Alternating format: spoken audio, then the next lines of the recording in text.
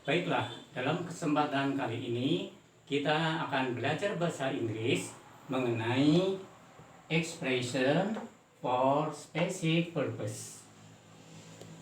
Ungkapan untuk tujuan tertentu. Ungkapan-ungkapan apakah yang nanti kita akan pelajari dalam video ini?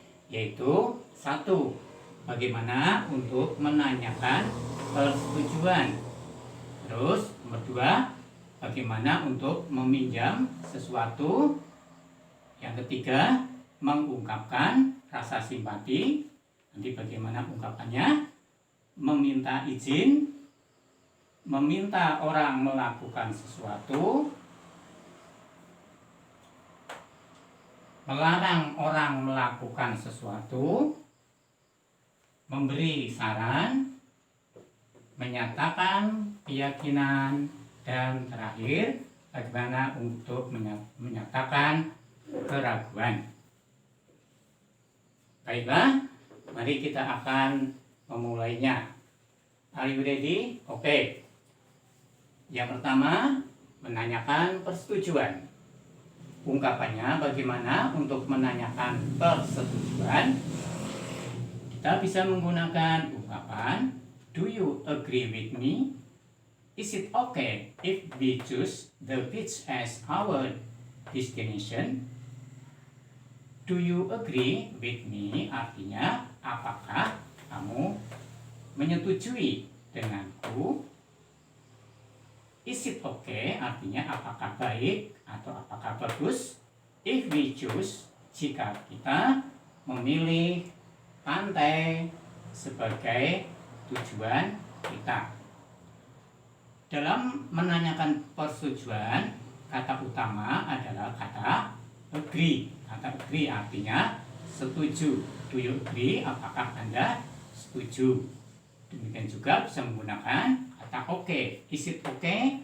Apakah itu bagus? Apakah itu baik?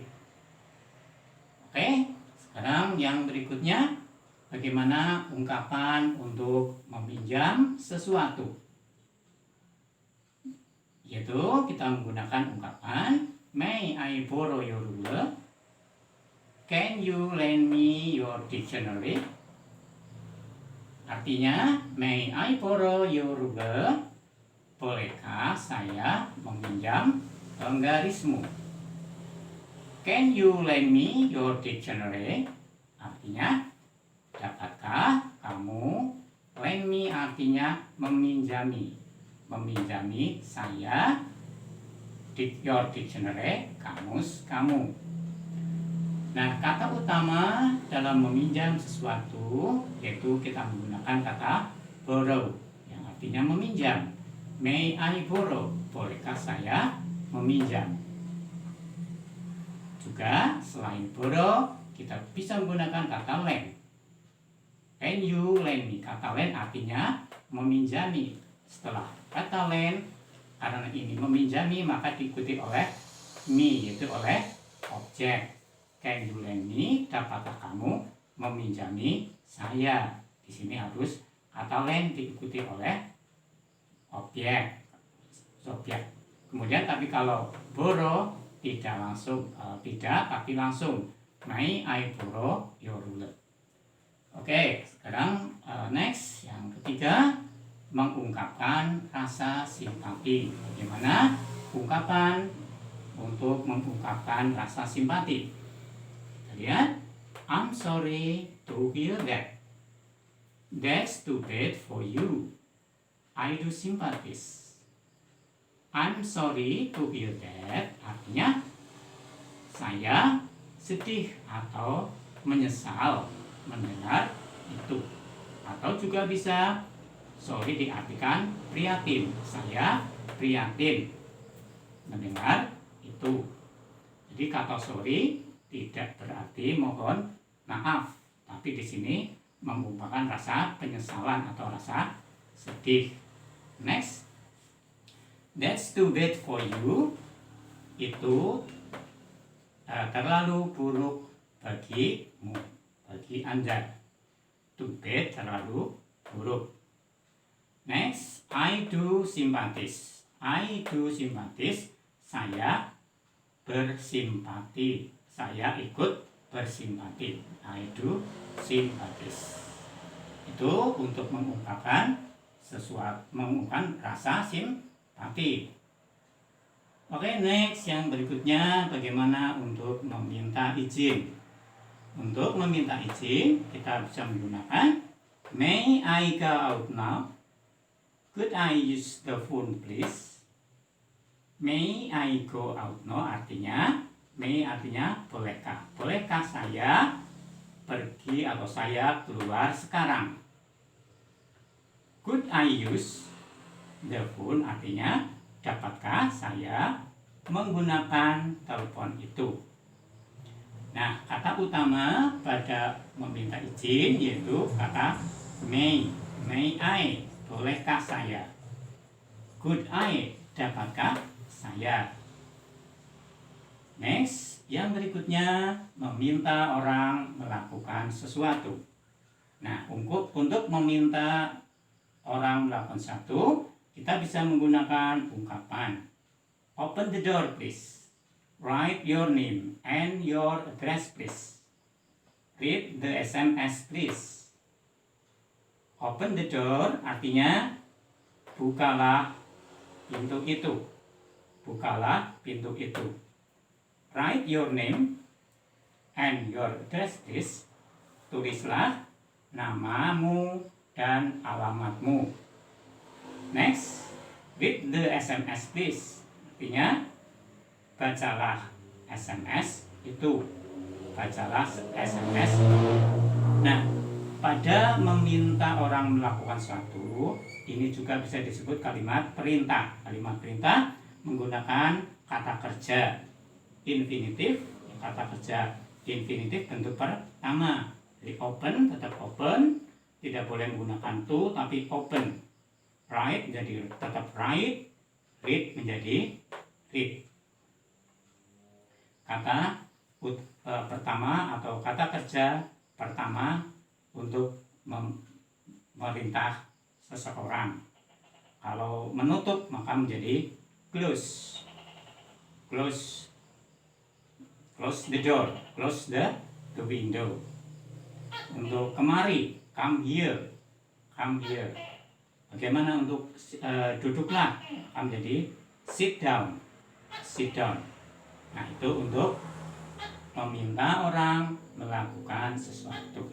Oke, the next berikutnya yaitu untuk melarang orang melakukan sesuatu. Kalau tadi memerintah, sekarang untuk melarang orang melakukan sesuatu. Ungkapannya adalah don't close the window, don't go out, don't turn off the fan. Artinya don't close the window artinya jangan tutup jendela itu. Don't go out, jangan pergi keluar atau jangan keluar. Don't turn off the fan artinya jangan matikan fan adalah kipas angin. Kata utama dalam melarang orang kita menggunakan kata don't. Diawali dengan kata don't, terus diikuti oleh kata kerja pertama. Don't singkatan dari do not. Jadi gunakan singkatan do not menjadi don't. Don't close, don't go, don't turn. Misalkan jangan membuka maka don't open. Oke, the next yang berikutnya adalah untuk memberi saran. Untuk memberi saran kita contohnya adalah sebagai berikut. You should take a rest now. I think you should drink more water. I'd suggest seeing him at his office. You should take a rest now.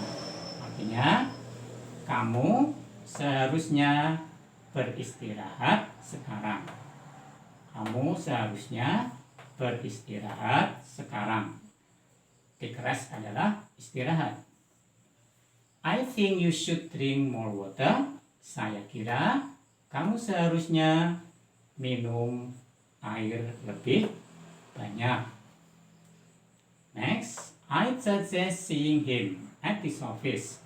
Saya sarankan, adalah saya sarankan temui dia di kantornya. Kata utama dalam memberi saran yaitu kita menggunakan kata should.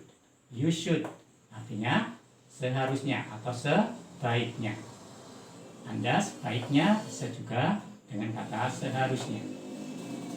Juga bisa ditambah dengan kata I think. Jadi I think you should. Saya kira kamu seharusnya. Dalam memberi saran juga bisa menggunakan kata suggest yang artinya saran. Jadi I suggest, saya sarankan. Saya sarankan. Next, yang berikutnya adalah menyatakan keyakinan. Untuk menyatakan keyakinan, kita gunakan ungkapan I'm sure it is true. I'm certain you can do it. I'm sure artinya saya yakin. It is true, itu benar. Saya yakin, itu benar. I'm certain you can do it. Saya yakin kamu dapat melakukan itu. Nah, kata utama untuk menyatakan keyakinan yaitu kata utamanya adalah sure. Karena adjektif maka menggunakan I'm sure yang artinya yakin. Demikian juga di samping sure kita bisa menggunakan kata certain. I'm certain, saya yakin. Oke, terus berikutnya yang ke-9 yaitu menyatakan keraguan. Kalau di sini keyakinan, kebalikannya sekarang untuk menyatakan keraguan. Contohnya, ungkapannya itu adalah I'm not certain it will rain today. I doubt that he will come on time. I'm not certain artinya saya tidak yakin. It will rain today, itu akan hujan hari ini. I doubt that he will come on time. I doubt artinya ragu bahwa dia akan datang on time. On time artinya tepat waktu. Kata utama dalam menyatakan keraguan adalah kata certain. Tapi kalau certain didahului dengan kata not, karena certain yakin. Untuk mengatakan tidak yakin maka I am not certain. Bisa juga menggunakan I'm not sure. I'm not sure bisa juga. Kemudian kata utama lagi untuk menyatakan keraguan yaitu kata doubt. Ini kata kerja. Jadi I doubt, saya meragukan. Doubt, meragukan. Lihat bahwa dia akan datang tepat waktu.